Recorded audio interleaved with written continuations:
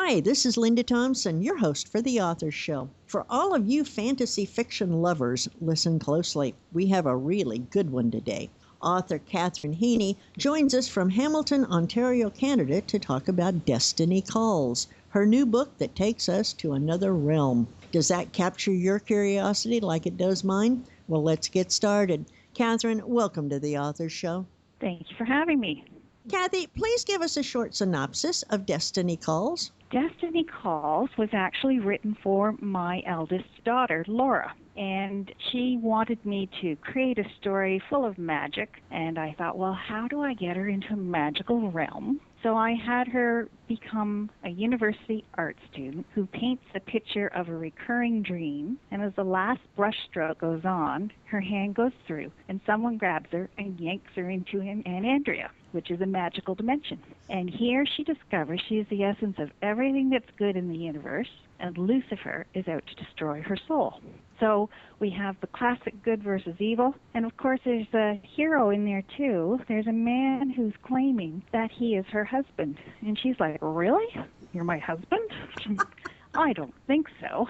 So he spends a good portion of the book trying to convince her that she really is with him. But also he explains to her that she is probably one of the most powerful women in the universe because she has the ability to take people that Lucifer has transformed into gargoyles and change them back into human beings. Wow. So did you have a particular type of reader in mind while you were writing your book? Absolutely not. As I said, it was written for my daughter. But the original version was written for her when she was very young. And somebody read it and said this would make a great adult series. And I thought, well, yeah, it would. So I rewrote it. Okay, so speaking of series, will the characters in Destiny Call return to us in a sequel or a series? Yes, I actually have two of the books published now. I've got Destiny Calls as book 1, and Destiny Reclaimed as book 2. And in Destiny Reclaimed, Laura has had children, David and Diana. They're fraternal twins. And names in Anandria, the meanings of their names give them powers.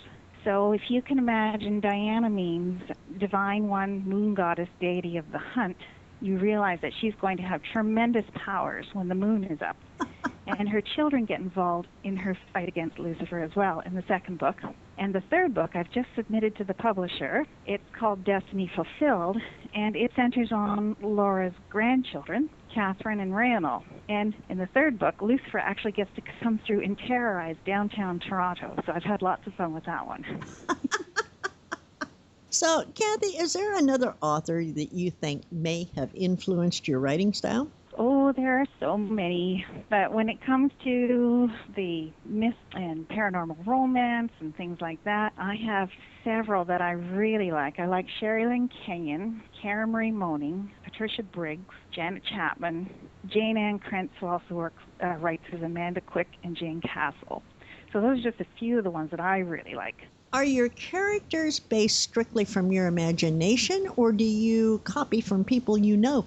My characters are actually based on family members. Everybody wanted to be in the stories, so I had to look up their names, and some of them were not easy to work into the stories, but they caused really interesting twists in the storyline. For instance, my niece, her name is Deborah, and that means bee, like B-E-E, the insect. And I thought, what the heck am I going to do with that? So in Anandria, where magic exists, Deborah actually has an affinity for bees, and she can talk to them. Have you always been interested in fantasy? I don't know if well, yes, I guess so. I pretty much read anything, although I really have tended in the last few years to go the fantasy line. How do you develop a storyline that involves another dimension? Where do your ideas come from? Well, I know where my story is going to start, and I know where I want it to end. What happens in between is a total mystery to me until it appears on the paper. And sometimes I get stuck. I write my characters into a corner, and then I call up my two daughters, and I say, okay, here's what's happened.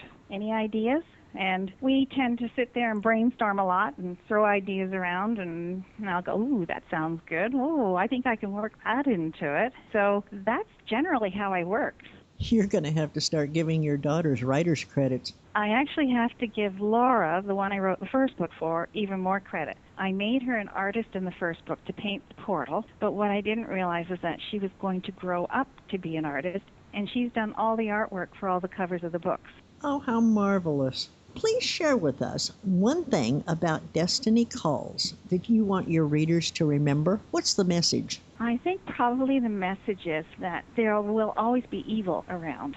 But I think in the end, goodness will overcome, but not forever. It's an ongoing battle that everyone has to face throughout their life.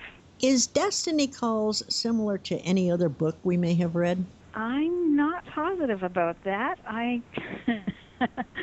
Off the top of my head, I can't think of anything that's really similar.